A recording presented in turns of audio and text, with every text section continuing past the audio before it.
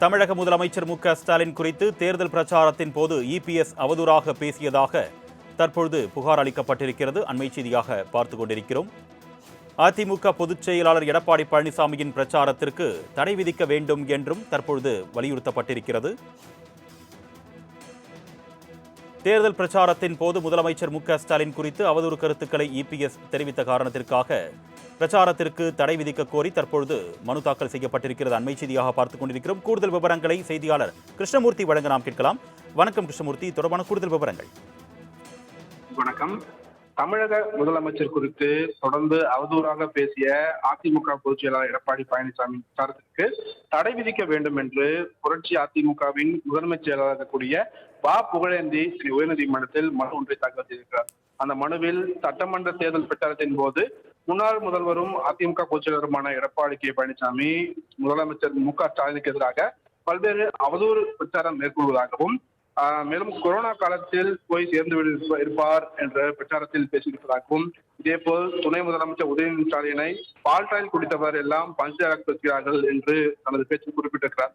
பல்வேறு அரசியல் கட்சி தலைவர்களையும் அவதூறாக பேசிய தொடர்பாக எடப்பாடி பழனிசாமி மீது தகுந்த நடவடிக்கை எடுக்க உத்தரவிட வேண்டும் என்று புகழேந்தி மனுவில் குறிப்பிட்டிருக்கிறார்.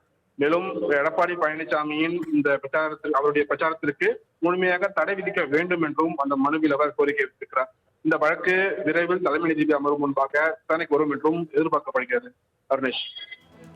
அண்மை செய்தி. தமிழக முதலமைச்சர் மு.க.ஸ்டாலின் குறித்து தேர்தல் பிரச்சாரத்தின் போது இபிஎஸ் அவதூறாக பேசியதாக தற்பொழுது புகார் அளிக்கப்பட்டிருக்கிறது. அண்மை செய்தியாக பார்த்துக் கொண்டிருக்கிறோம். அதிமுக பொதுச் செயலாளர் எடப்பாடி பழனிசாமியின் பிரச்சாரத்திற்கு தடை விதிக்க வேண்டும் என்றும் தற்பொழுது வலியுறுத்தப்பட்டிருக்கிறது. தேர்தல் பிரச்சாரத்தின் போது முதலமைச்சர் மு.க.ஸ்டாலின் குறித்து அவதூறு கருத்துக்களை இபிஎஸ் தெரிவித்த காரணத்திற்காக பிரச்சாரத்திற்கு தடை விதிக்க கோரி தற்பொழுது மனு தாக்கல் செய்யப்பட்டிருக்கிறது. அண்மை செய்தியாக பார்த்துக் கொண்டிருக்கிறோம். கூடுதல் விவரங்களை செய்தியாளர் கிருஷ்ணமூர்த்தி வழங்க நாம் கேட்கலாம். வணக்கம் கிருஷ்ணமூர்த்தி, தொடர்பான கூடுதல் விவரங்கள். வணக்கம். தமிழக முதலமைச்சர் குறித்து தொடர்ந்து அவதூறாக பேசிய அதிமுக பொதுச் செயலாளர் எடப்பாடி பழனிசாமி பிரச்சாரத்திற்கு தடை விதிக்க வேண்டும் என்று புரட்சி அதிமுகவின் முதன்மைச் செயலாளர் கூடிய புகழேந்தி உயர்நீதிமன்றத்தில் மனு ஒன்றை தாக்கல் செய்திருக்கிறார்.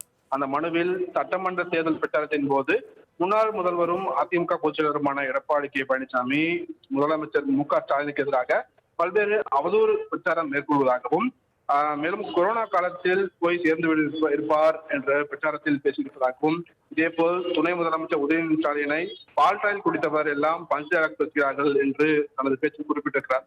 பல்வேறு அரசியல் கட்சி தலைவர்களையும் அவதூறாக பேசிய தொடர்பாக எடப்பாடி பழனிசாமி மீது தகுந்த நடவடிக்கை எடுக்க உத்தரவிட வேண்டும் என்று புகழேந்தி மனுவில் குறிப்பிட்டிருக்கிறார்.